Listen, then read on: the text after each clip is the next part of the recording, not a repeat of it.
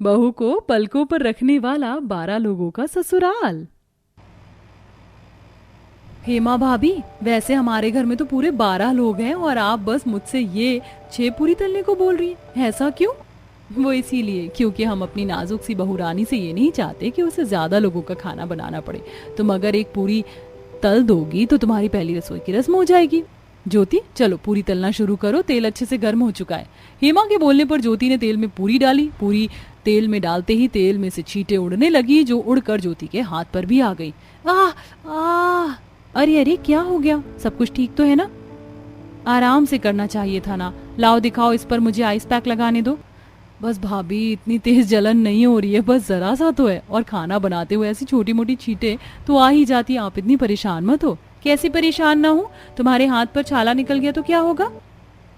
मुझ अनाथ को तो ऐसी छोटी मोटी चीजों की आदत है, लेकिन जरा मेरे ससुराल को देखो, कैसे मुझे पलकों पर बिठा कर रख रहे हैं सभी।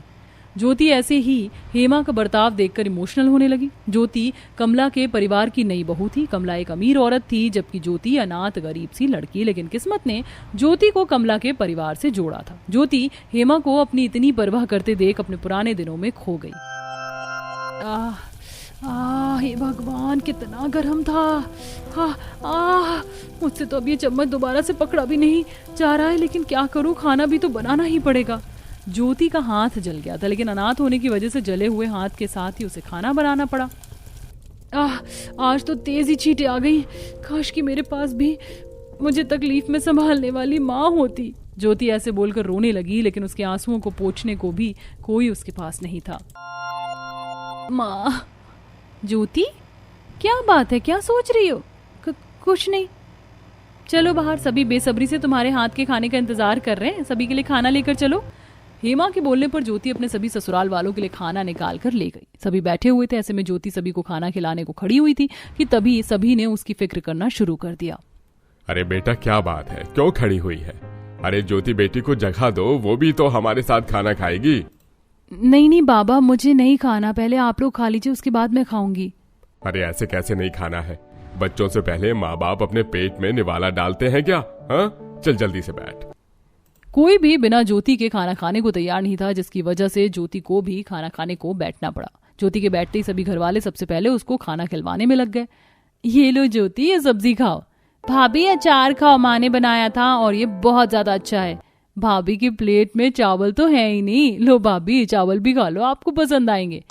सभी ऐसे ही ज्योति को पलकों पर बिठाकर अपने साथ खाना खिलवाने लगे। अब ज्योति के बाद सभी घर वालों ने खाना खाया, तब उन सभी ने भी खाने की काफी तारीफ करी और छोटे से लेकर बड़े तक हर किसी ने ज्योति को पहली रसोई का तोहफा दिया। अरे अरे, माँ बाबा शगुन दें तो समझ में आता है, आप सभी मुझे शगुन क्यों दे रहे हो?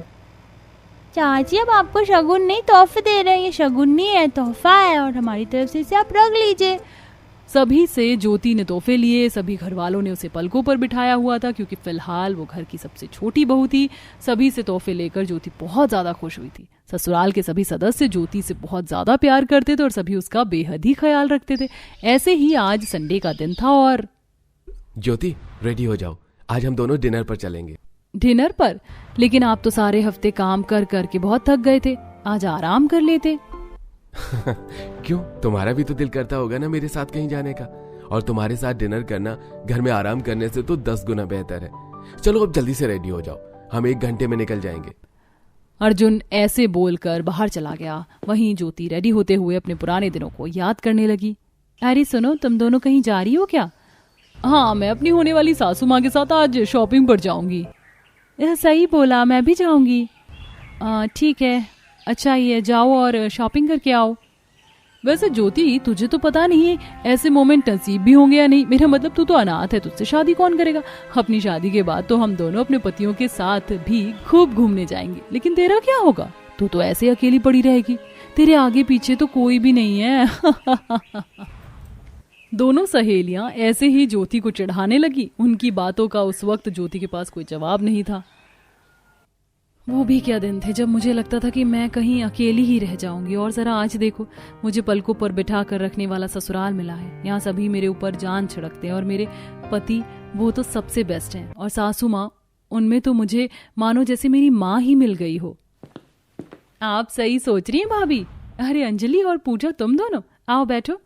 हम बैठने नहीं आए, हम तो आपको आपके डिनर के लिए रेडी करने आए। आओ भाभी, मैं आपके बाल बना देती हूँ और मैं आपका मेकअप कर देती हूँ। अंजलि और पूजा दोनों ही ऐसे ही ज्योति के कामों में लग गई। अभी वो उसको तैयार ही कर रही थी कि कमरे में ज्योति का देवर आया। ओहो, रानी भाभी का श्रृंगार हो रहा है। अरे विशाल जी, आप आइए बैठिए। नहीं नहीं रानी साहिबा, आप कीजिए जो करना है। मैं तो बस आपको ये समोसे देने आया था। स्ट्रीट साइड के समोसे हैं ये भाभी, और यहाँ के फेमस समोसे हैं। खाकर देखो, मजा आ जाएगा। खास आपके लिए लाया हूँ, और किसी भी चीज की आपको जरूरत हो तो याद जरूर करिएगा मुझे। विशाल ऐसे बोलकर अपनी प्यारी सी भाभी को समोसे देकर चला गया। कुछ देर बाद उसका देवर ध्रुव आया, जो अपनी भाभी के लिए इस तपती गर्मी में कोल्ड ड्रिंक देकर चला गया। ऐसे ही पूरा परिवार ज्योति की खातिरदारी में ही लगा रहता था। कुछ ही देर में ज्योति रेडी होकर अर्जुन के साथ चली गई, जहां वाह, इतनी सुंदर जगह में हम लोग डिनर करेंगे। अर्जुन, ये आपका पहले से प्लान था? और नहीं तो क्या। अब राजकुमारी जी बैठ जाइए। अर्जुन का अरेंजमेंट ज्योति को बहुत ही ज्यादा पसंद आया, जिसकी वजह से वो थोड़ी सी इमोशनल भी हो गई।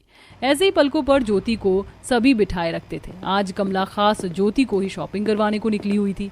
ज्योति बेटा, शर्माना नहीं, जो मन करे वो चीज मुझे बताना, मैं तुझे दिलवाऊंगी, ठीक है ना? चल बता क्या लेगी। माँ, पहले ही मुझे राजकुमारी जैसी बहुत ही महंगी ड्रेस दिलवा चुकी हो, अब मुझे और कुछ नहीं चाहिए। मेरे पास एक टाइम पर कुछ भी नहीं था, और आप लोगों को पाकर अब मेरे पास किसी चीज की कमी नहीं है। वैसे माँ जी, आपने मुझे इतनी महंगी ड्रेस दिलवाई क्यों?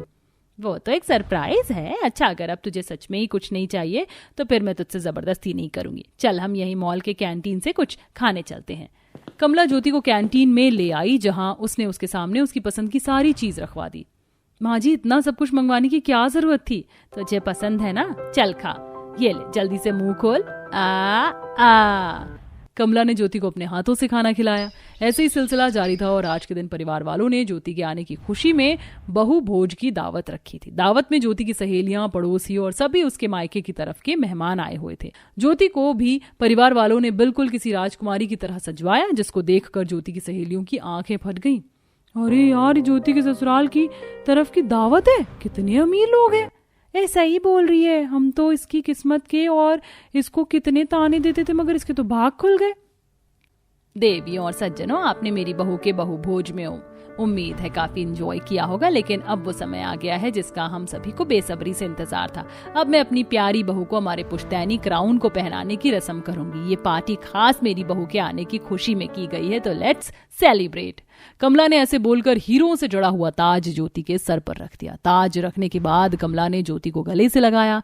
अनाथ लड़की की ऐसी चमकती हुई किस्मत को देख उसकी सहेलियां जल गईं, लेकिन ज्योति को वो जिंदगी मिली थी जिसकी उसने कल्पना भी नहीं की थी। इसीलिए तो कहते हैं दोस्तों, अपने काम हमेशा अच्छे रखो तो किस्मत भी तुम्हें अच्छा ही देगी। देखिए जी, मुझे तो आपकी बेटी शिवानी बहुत पसंद आई, इसलिए मेरी तरफ से हाँ है। आप भी बता दीजिए तो शादी की तैयारियों की शुरुआत करते हैं हम। अरे हमारी तरफ से तो हाँ ही है, हाँ है, तो शादी की तैयारी शुरू कर ही देते हैं। मैंने पंडित जी से तारीख पूछी थी, अगले हफ्ते के लिए दोनों बच्चों की सगाई का मुहूर्त बिल्कुल सही है। ठीक है मुकेश जी, सगाई की तारीख आपने देख ली, मैं पंडित जी से शादी की तारीख पूछकर आपको बता दूंगी। और हाँ, लड़के की तरफ से हमारे में दुल्हन का लहंगा हम ही लेकर आते हैं, तो सगाई के बाद शिवानी बिटिया को हम शॉपिंग पर ले जाएंगे। हाँ हाँ बिल्कुल वसुंधरा जी, जैसा आपको ठीक लगे। अच्छा है, हमें भी थोड़ा टाइम मिल जाएगा तैयारी का। राधे राधे माँ जी, पापा जी, हम चलते हैं, अब तो बारात लेकर ही आएंगे। अरे बेटा, मुंह तो मीठा कर लेते। नहीं नहीं समधी जी, वो क्या है ना, इसके बाद हमें अपने छोटे बेटी की भी शादी के लिए रिश्ता देखना है।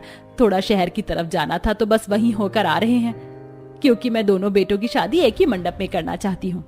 अच्छा, ये तो बहुत ही खुशी की बात है वसुंधरा जी, बधाई हो। मुझे पूरा यकीन है आपको अपने दूसरे बेटे के लिए भी अच्छी बहू मिलेगी।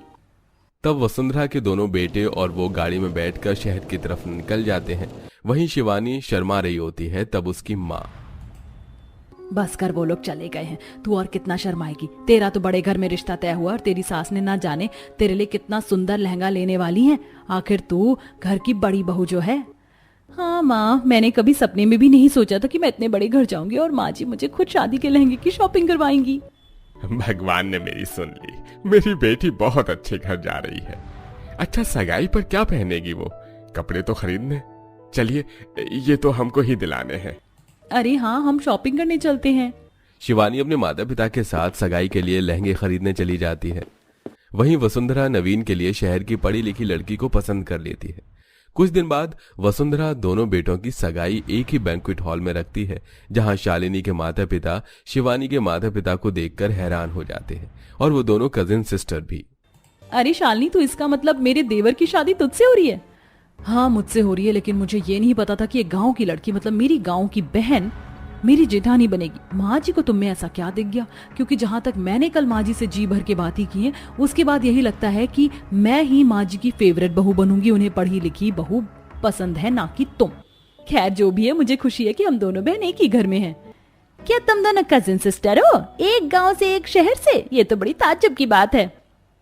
वही तो वसुंधरा जी, आज बरसों बाद मैं अपने बड़े भाई से मिला हूँ, और वो भी सिर्फ आपकी वजह से। बिल्कुल सही कहा सुखमणि तूने। फिर दोनों कपल एक दूसरे की सगाई की अंगूठी पहनाते हैं, जिसके बाद नाच गाना होता है और सब खाना खाकर अपने घर चले जाते हैं। 2 दिन बाद वसुंधरा अपनी दोनों बहू को शॉपिंग के लिए बड़े से मॉल में ले जाती है।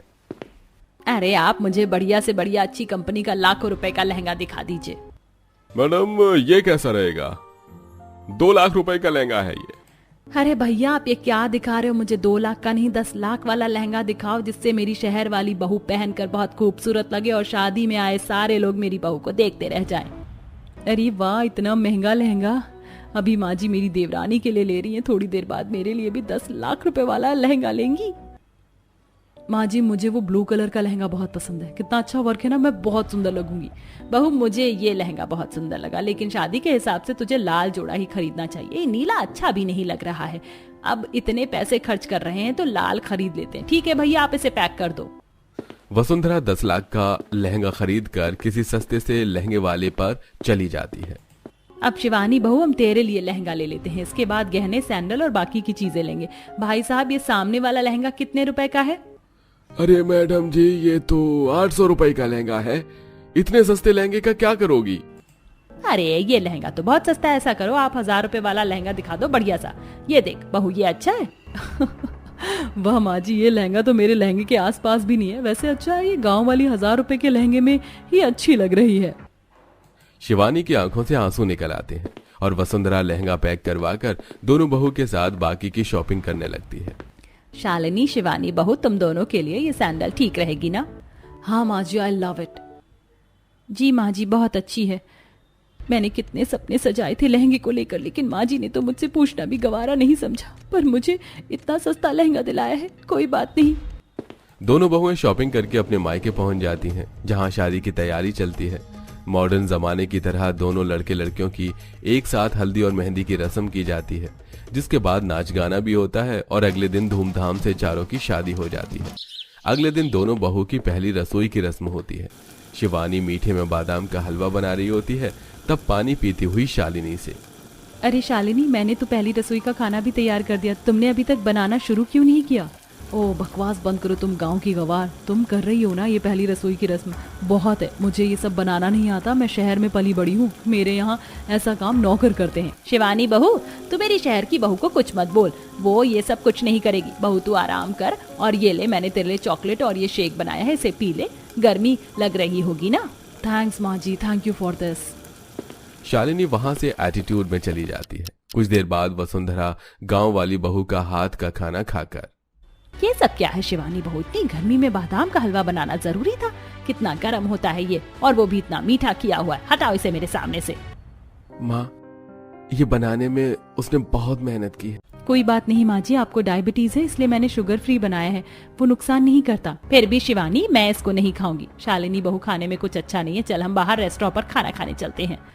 हाँ चलिए माँ जी। और माँ जी, मैं ये बोल रही थी, मुझसे ये साड़ी पहनी नहीं जा रही, बहुत गर्मी लग रही, मैं वेस्टर्न कपड़े पहनना चाहती हूँ। हाँ बहू, तेरा जो दिल करे तू वैसे कपड़े पहन, वैसे भी आजकल का मॉडर्न जमाना है। और मैं आपकी मॉडर्न बहू, मैं तैयार होकर आती हूँ। और तू खड़ी खड़ी देख क्या रही है? घर के बाकी काम है, कपड़े धोने, शादी की वजह से सारा सामान इधर उधर हो रखा है। जी माँ जी। शिवानी की आंखें फिर भर आती हैं। उसे साफ दिखाई दे रहा था कि वसुंधरा उसके साथ अलग और शहरी वाली बहू के साथ अलग व्यवहार कर रही थी। दोनों सास बहू तैयार होकर चाइनीज रेस्टोरेंट से खाना खाकर आते हैं। ऐसे ही दिन गुजरते हैं। गांव वाली बहू सास की सारी बात सुनती है और घर का और उसका बहुत ख्याल रखती है। तब भी वसुंधरा, मैंने तुझसे पूछा कि मुझ पर क्या जच रहा है क्या नहीं। जाकर काम कर, मेरी शहर वाली बहू मुझे बता देगी कि मैं आज शादी में कौन सी ड्रेस पहनूं। माँ जी ये साड़ी पहनो, जब देखो बढ़िया दिमाग खराब करती रहती है। वसुंधरा शालिनी की पसंद के कपड़े पहनकर पार्टी में जाती है। वहीं शालिनी शॉर्ट ड्रेस पहनकर क्लब लाउंज जाती है। साथ ही आते जाते पड़ोसी लोगों को भी उल्टा जवाब देती है और अपनी सास की बुराई करती है। एक दिन पड़ोसन मोहिनी वसुंधरा से मॉल में टकरा जाती है। अरे वसुंधरा तू कैसे रहती है अपनी मॉडर्न बहू के साथ? नई नई बहू को छोटे कपड़े कौन पहनाता है? तू उसे रोकती नहीं है? अरे मोहिनी, आज के जमाने में तू कैसी बात कर रही है? मेरी बहू मॉडर्न है, जमाना भी बदल गया। अगर वो ऐसे कपड़े पहन भी लेती तो क्या हो गया? चल ठीक है, वो जैसे भी कपड़े पहनती है लेकिन तेरे बारे में चुगली करती है। मुझसे ही नहीं, गली की औरतों से भी। मैंने उसे रोका था तो बोली, अरे आप क्यों मेरी बुढ़िया सास की तरह दिमाग खराब कर रही हो? जाने दो, मुझे चाहे मैं कैसे भी कपड़े पहनूं। एक तो वो बुड्ढी घर में अपने पसंद का अटरम शटरम खिलाती है, ऊपर से लहंगा भी मेरे पसंद का नहीं दिलाया। अरे मैं करोड़ की चीज पर हाथ रखती हूँ और मुझे 10 लाख रुपए के लहंगे में ले आई। नहीं नहीं, ऐसा नहीं हो सकता। तू जानबूझकर मुझे मेरी बहू के खिलाफ भड़का रही है। वसुंधरा, मोहिनी झूठ नहीं बोल रही है। मेरी बेटी एक रेस्टोरेंट में उसी की टेबल के पीछे खाना खा रही थी, वहां पर भी वो तेरी चुगली कर रही थी अपने दोस्तों के साथ कि बुढ़िया उसे आते जाते परेशान करती है, जबरदस्ती उसे तेरे मुंह पर तारीफ करनी पड़ती है। ये सुन वसुंधरा बर्दाश्त नहीं कर पाती और खुद पूछने के लिए घर पहुंचकर शालिनी के कमरे में जाती है कि वहां पर भी वो कॉल पर ऐसे ही बोलती है। अरे हाँ यार, अब मुझसे बुढ़िया की जी हजूरी नहीं होती। जब देखो बार बार मेरे कमरे में आ जाएगी, बहू ये खा ले, बहू वो ले ले। पर तुझे पता है मेरी शादी में कितनी सारी फ्रेंड्स ने मेरा मजाक उड़ाया। 10 लाख रुपए का लहंगा दिलाया था बुड्ढी ने, वो भी अपनी पसंद का, मेरी पसंद भी नहीं पूछी। क्या बहू, तुम मेरे बारे में ऐसा सोचती हो? सबसे ज्यादा तुझे प्यार किया, सबसे महंगा लहंगा तुझे दिलाया, लेकिन तूने तो बाकियों के सामने मेरी कोई इज्जत ही नहीं रखी। अरे मुझे सामने सुना देती ना, बाहर क्यों नाक कटवाई? मैंने किसी चीज में तुझे कमी नहीं होने दी। इससे अच्छा तो मेरी गांव वाली बहू है जो हमेशा मुझे खाना पूछती है, पैर दबाती है, मेरा ख्याल रखती है। हाँ तो अच्छी बात है, आप अपनी गांव वाली बहू के पास जाओ, क्योंकि शहर वाली तो आपके इशारों पर चलेगी नहीं। तभी सास की आंखों में आंसू होते हैं। पीछे खड़ी शिवानी भी सब कुछ सुन लेती है। सास बहू से गले लग उससे माफी मांगती है, जिसके बाद वो उसे करोड़ों का लहंगा दिलाकर उसे खुश करती है और अपनी सिर्फ गांव वाली बहू के साथ ही रहती है।